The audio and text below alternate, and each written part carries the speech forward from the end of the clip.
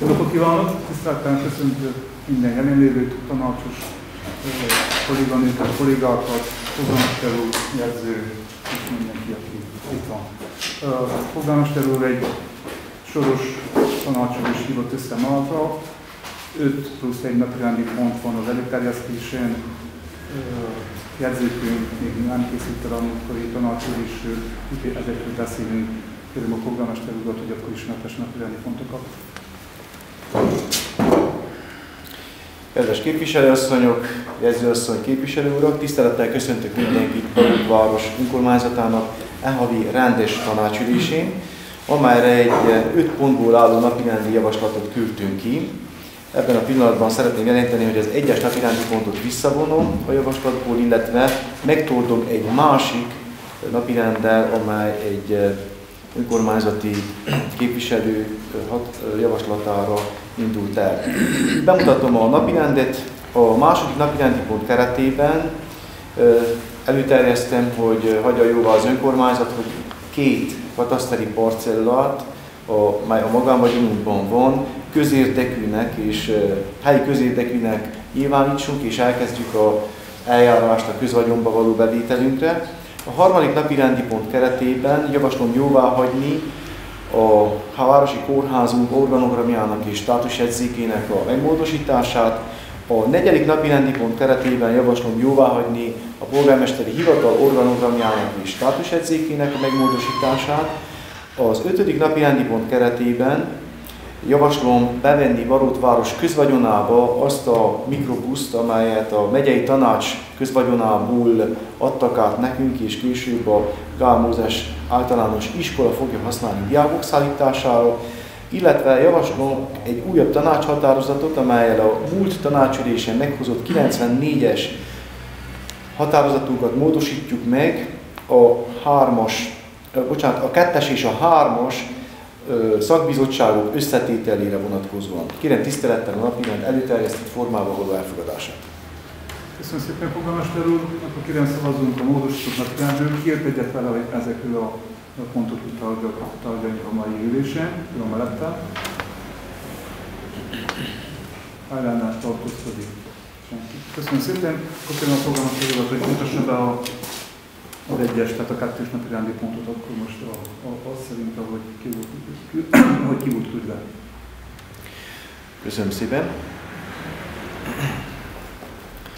A második napirendi pont keretében javaslom, hogy 2 kataszteri számmal rendelkező telket nyilvánítsunk közérdekűnek, és kezdjük el a közvagyon leltárba való bevételének a folyamatát. Miről van szó?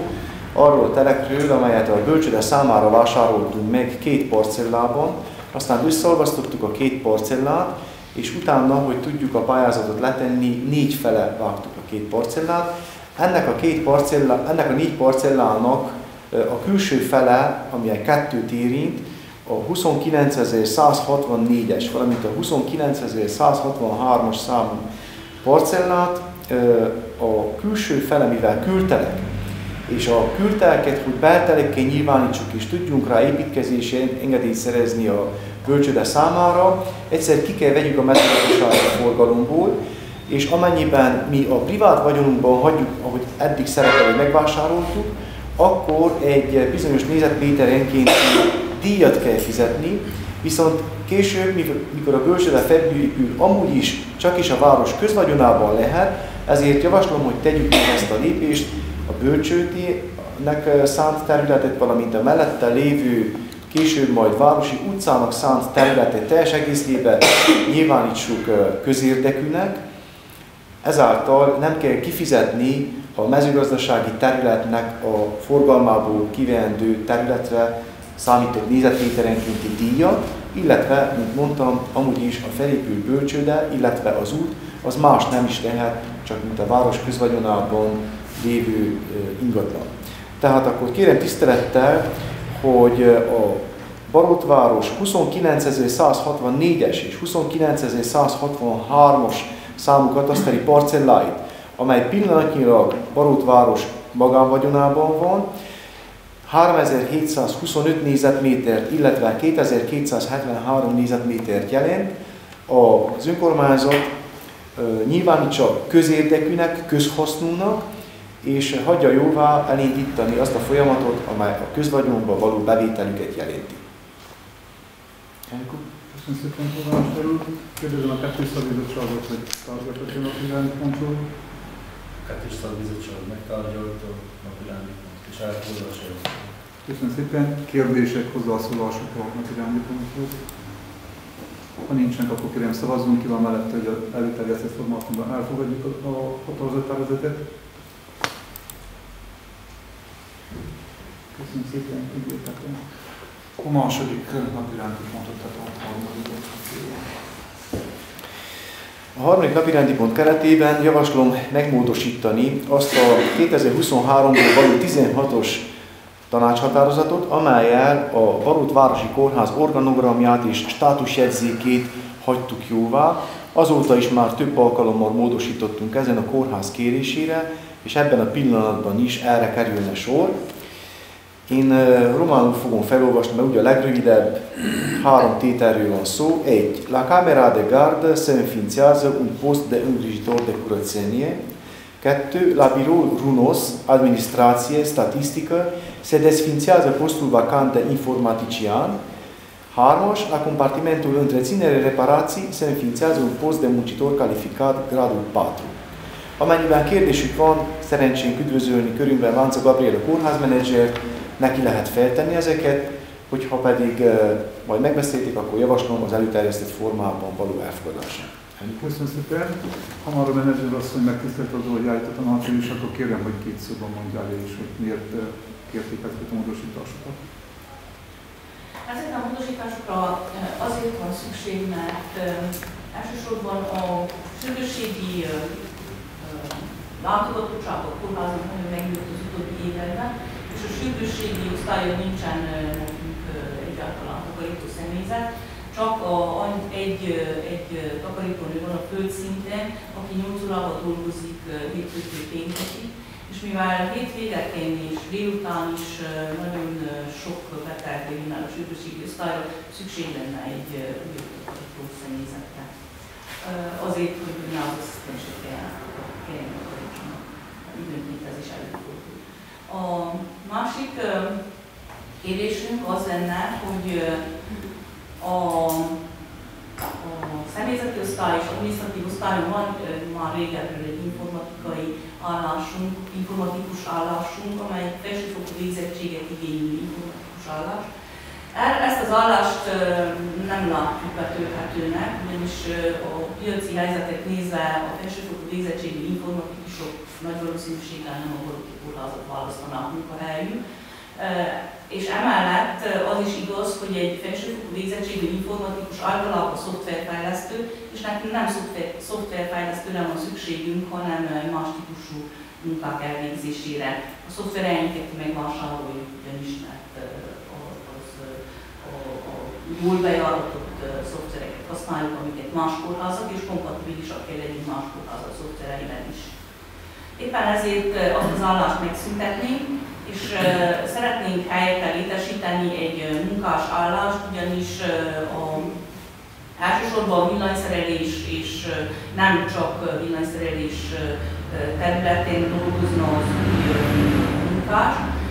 Azért, mert rengeteg probléma van a kórházon belül az áramhálózattal, rengeteg probléma van más hálózatokkal is, és nagy szükségünk van állandóan a javítási munkálatokra.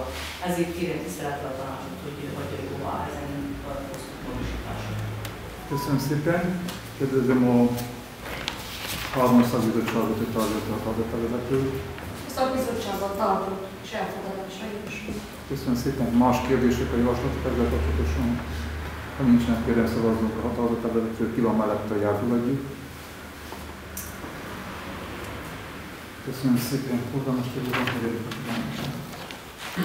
a 4. napirendi pont keretében javaslom megmódosítani az 53-as idei határozatunk a jóváhagyott organogramját és státusjegyzékét a polgármesteri hivatalnak.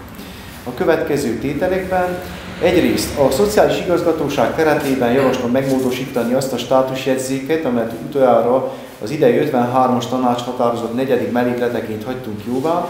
Ennek az értelmében egy szerződéses referens középfokú végzettségű referens állását javaslom átalakítani felsőfokúvá, mivel közben a munkatársunk elvégzett egy akreditált felsőfokú intézményben megfelelő kurzusokat, és ezért szükség van arra, hogy a valós végzettségének megfelelő állást töltsünk be. Ezen kívül javaslok jóváhagyni 5 új állás létrehozását személyi gondozók számára. Ebben a pillanatban 45 személyi gondozónk van, de folyamatosan jönnek újabb és újabb kérések. Ezeknek a személyi gondozóknak a költségeit 90%-ban az állami költségvetés finanszírozza, a valóságban ez 83 és 87% között szokott lenni, viszont mivel van igény, ezzel tud az önkormányzat segíteni azokon a rászorulókon, betegeken, akiknek személyi gondozóra van szükség. Ugyanakkor ugyanezeket a módosításokat az említett 53-as határozat organogramján, 3-as mellékletének az organogramjában is javaslom elvégezni. Köszönöm szépen. Harmadszor bizottságot kérdem, hogy beszéltek erről. A szakbizottságban tartjuk és elfogadásra. Köszönöm szépen. Kérdések, hozzászólások, hogyha vannak. Igen, Markóban. Nekem csak annyit csupán, hogy az az 5 személyi gondozói állás mikor kerül betöltésre, miután átmegy a prefektúrára, már idén is, vagy csak januártól? Minden tanácshatározat érvényessége úgy van, hogy amikor lezárult a gyűlés, akkor van 15 napunk, hogy elküldjük a gyűlés dossziét a prefektúrának, és amikor ők megkapták, akkor nekünk 6 napjuk van, hogy észrevételezzenek bármilyen rendellenességet. Tehát, hogyha ez az idő eltelik, akkor utána a tanácshatározat alkalmazható. Hogyha közben alkalmazzuk, akkor figyelembe vegyük azokat a prefektúrai megjegyzéseket, és vissza kell térjünk rá, mint ahogy több esetben megtörtént, és valószínűleg ezután is még fognak lenni ilyen esetek. Köszönöm szépen. Más kérdés, javaslat? Ha nincs, akkor kérem szavazunk határozattervezetről. Jelzem, hogy én nem veszek részt a szavazáson. Ki van mellette, hogy a határozat elfogadása kerüljön? Ellene tartózkodik? Nem senki. Köszönöm szépen. A következő napirendi pont az 5-ös, a Galambózás iskola kapitány Főbuszkörén polgármesterül terjesztett a határozattervezetet. Még a tavalyi esztendőben határoztunk arról, hogy részt veszünk abban a pályázatban, amely megyei tanács 35 közigazgatási egység nevében közösen pályázott meg. Egy, illetve talán egy esetben 2 autóbuszról, iskolabuszról volt szó.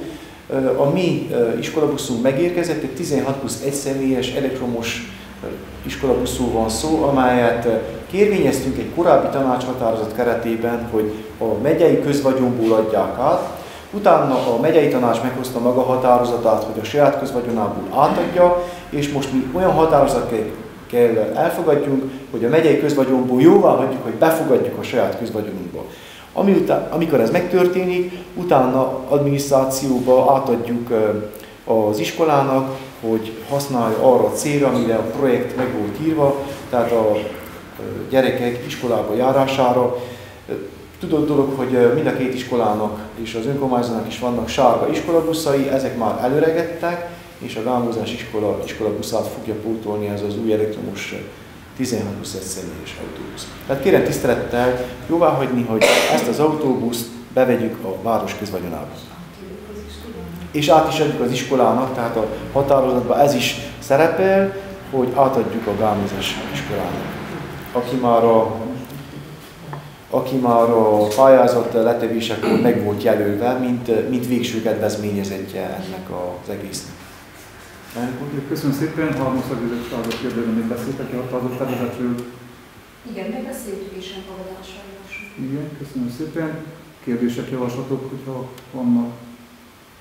Én szeretném megkérdezni a polgármester urat, hogy elektromos jármű a városban nem sok van pár. Ezzel a mikrobusszal kapcsolatosan a kérdésem az, hogy van-e töltési lehetőség, hogy érkezett az autóbusz. Tehát látom, hogy van egy töltőkábel, de megúthatója ez a város előtti. Igen, tehát 2 lépcsőről van szó. Az egyik, hogy, és erről többet az alpolgármester úr tud mondani, hogy van egy töltőkábel, amivel lehet tölteni a jelenlegi hálózatról is az iskola területén, viszont a pályázatban benne volt egy olyan kötelezettség is, hogy átvétel után létesítünk egy rendes töltőállomást, de ez már nem ebben az esztendőben, hanem a jövői költségvetésből kell megtörténjen, amikor az iskola területén egy megfelelő kapacitású töltőállomást fogunk a saját beruházásonként létrehozni. Az benne is volt a júniusi tanácsban, mint pont. Tehát a jövő első felében egy töltőállomást létrehozunk. Köszönöm szépen. Más kérdések, javaslatok? Ha nincsnek, akkor kérdem ismételten a 30. bizottságot beszéltek erről. Köszönöm szépen, szavazunk róla, ki van mellett, hogy elfogadjuk a tervezetet az előterjesztett formátumban. Köszönöm szépen. A 6-os napi rendi pontra kérünk az utólagót betűzve, kérem polgármester úr, és megtassák. A 6-os napirendi pont keretében javaslom jóváhagyni a 94-es, a múlt tanácsülésen jóváhagyott 94-es tanácshatározat megmódosítását, amely a Barótvárosi Önkormányzat szakbizottságait állította föl. A módosító javaslat Kisgyőr Tünde, a Magyar Polgárerő tanácsosa részéről érkezett, aki a 3. szakbizottságban, amely tanügyi, kulturális, egészségügyi, tudományos és hasonló dolgokkal foglalkozik, tag, és azzal indokolja a kérését, hogy ő szeretne a 2. szakbizottságba bekerülni, hogy egy másodfokú rokonnal ugyanebben a bizottságban szintén tag, és ezért mindenfajta érdekkonfliktus, esetleg nepotizmus vágyának az elkerülése véget. Velencei Piroska ugyancsak magyar polgári erős tanácsosasszonnyal megegyezve szeretnék felcserélni a helyüket. Ennek az értelmében Kisgyőr Tünde a 3. szakbizottság helyett a 2. szakbizottság tagja lenne, és Velencei Piroska a 2. szakbizottság helyett a 3. szakbizottság tagja lenne. Köszönöm szépen. Nem volt kiíró határozat tervezet ugye a terjesztésben, ezért kérdem most a 2. és a 3. szakbizottságot, hogy beszéltek-e róla. Egyébként én frakcióelnök Kisgyőr Tündével erről megbeszéltük, és úgy értesültem, és úgy is egyeztünk, egy dokumentum született róla, hogy akkor mindenki egyetért ezzel a úgymond cserével. És mit értem kérdeni akkor a 2. szakbizottságot, hogy úgy kell szó benne, támogatják-e? Igen, most a ülés előtt beszéltünk, elfogadásra javaslat. Köszönjük szépen, 3. szakbizottságon beszéltek róla. Mi is megtámogatjuk, és mi is elfogadásra javaslat. Köszönöm szépen, más kérdés, javaslat ezzel kapcsolatosan. Ami szavazunk róla. Ki van mellett, hogy elfogadjuk az határozatot? Kell ezt Kell, vagy lehet. Oké, jó, rendben. Jó munkát kívánok az új szakbizottságban. Köszönjük szépen. A napirendi pontokon végigmentünk, maradtak a különfélék. Kérem, hogy ha valakinek van valami kérdése, javaslata, úgy személyes, mint esetleg a választópolgárok részéről, hogy érkezett valami kérdések, akkor egyben erről is mutassa rá. Hogy van kérdés? Mindenki győztesen. A Kossuth Lajos utca alsó szakaszának a lakói nevében szeretném megkérdezni, vagy egyáltalán gondolatokat indítani afelől, hogy a felújítások miatt az úthálózat minősége most nagyon-nagyon rossz, olyannyira rossz, hogy én balesetveszélyesnek is látom. Én magam is kétszer is nagyon megcsúsztam az ilyen nagyon vastag, latyakká alakult földön. Értjük a munkáknak a szükségességét, és azt is, hogy késleltették valami tervezési hibát.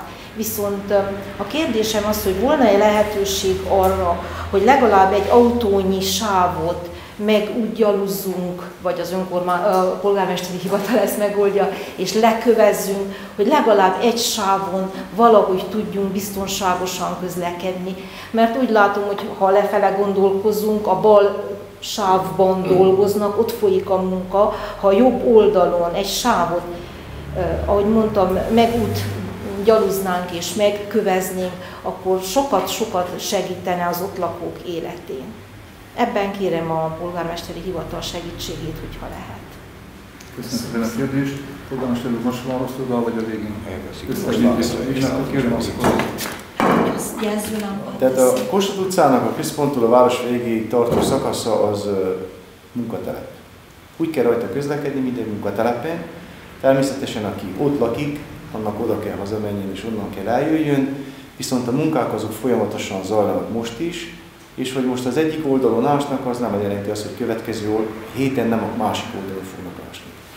A munkálatokat végző cég visszatömöríti, és a felső rétegét új kavics réteggel ellátja mindazoknak a hosszant járnak, amelyben elhelyezi a csövezeteket. Ebben a pillanatban az út karbantartása az ő részükről folyik. Tehát ők fel is ássák és vissza is tömörítik, illetve kavicsozzák, természetesen nem az egész sávban, hanem ahol azt az ásási munkálatot megindokolják. Ezen kívül viszont az önkormányzat a saját útgyalujával időnként ezeket a szakaszokat megigazította. Ha jól tudom, 5-6 alkalommal is, mióta július végén elkezdődött a felásás, a graderrel végigmentünk rajta, és természetesen a csapadék viszonyoktól függ, hogy ez mennyire volt tartós, illetve szintén a csapadék viszonyoktól függ, hogy ezt mikor lehet elvégezni, amikor nagyon-nagyon száraz, akkor azért nem lehet, és amikor sáros, akkor pedig azért nem lehet. A munkálatokban benne van a sáncoknak a visszatakarása és a fölöttük lévő rétegnek a kavicsozása, ezt a munkáltató elvégzi, az önkormányzat, amikor szükséges, akkor ezzel a graderezéssel be tud lépni, de ebben a pillanatban nem várható el, hogy 1 vagy 2 sávon kialakítsunk bármilyen kövezett utat, mert az olyan terhet ró az önkormányzatra, amely nincsen benne a költségvetésben sem, és ebben a projektben sem. Éppen ezért azt mondom, hogy minden lakos, aki át kell menjen a városon, az használja bátran a kerülőutat, kerülje el a munkatelepet, a munkatelep át van adva, az útszakasz át van adva a kivitelezőnek, jegyzőkönyvvel 2020. szeptemberében, és nem a város adta át, hanem a megyei önkormányzat, hiszen a megyei önkormányzat telekövi tulajdona. A graderezés, amit elvégzünk, az belefér az egészbe, ezen túl más beruházást mi nem végezhetünk a megye tulajdonán, és mondom, mivel ez egy munkatelep, a kivitelező felelőssége a munkatelepi szabályok szerinti közlekedésben a indítása. Köszönöm szépen a szakpolgármesterről, más kérdések.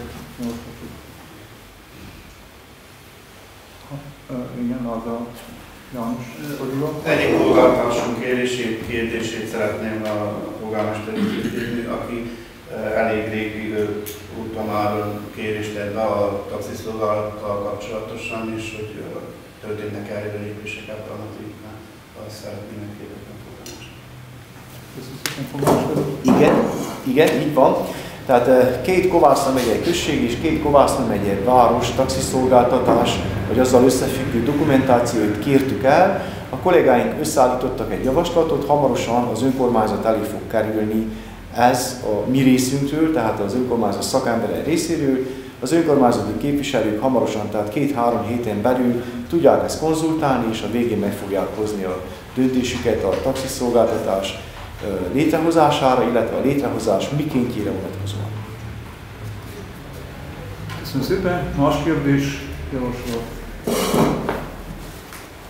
Ha nincs, akkor megköszönöm mindenkinek a jelenlétet. Kellemes délután kívánok mindenkinek, az ülést belekezdeni. Viszontlátásra. Köszönjük a részvételt, kellemes délután!